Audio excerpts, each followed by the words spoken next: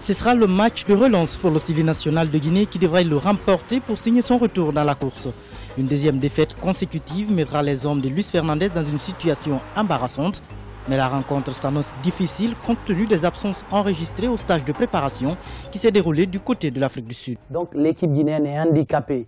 Nous savons tous que la Guinée n'est pas une très grande équipe de football et certains joueurs cadres, quand ils sont absents, tout le monde a senti lors du match contre le Swaziland que les nombreuses absences au sein de cette équipe nationale de Guinée nous ont amenés à perdre ce match. L'équipe guinéenne qui se démarque plus par sa technicité que par son endurance devra développer un jeu de qualité pour venir à bout du Zimbabwe dont les joueurs sont des très bons athlètes.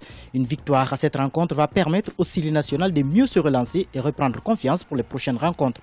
Pour le groupe présent à Harare, le défi est énorme et les attentes pressantes. On se déplace face à une équipe du Zimbabwe qu'on connaît très bien, dans la mesure où la Guinée éprouve souvent des difficultés à jouer face à des équipes comme ça qui sont physiques, qui sont bien évidemment des équipes athlétiques.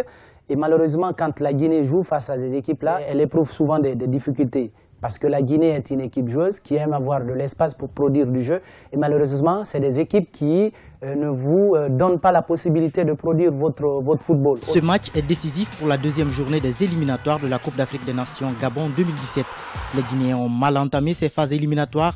L'absence de certains joueurs tels que l'ex-capitaine Ibrahima Traoré, Kevin Constant ou autres sont des facteurs qui, au vu des analystes, pèseraient lourd sur cette formation.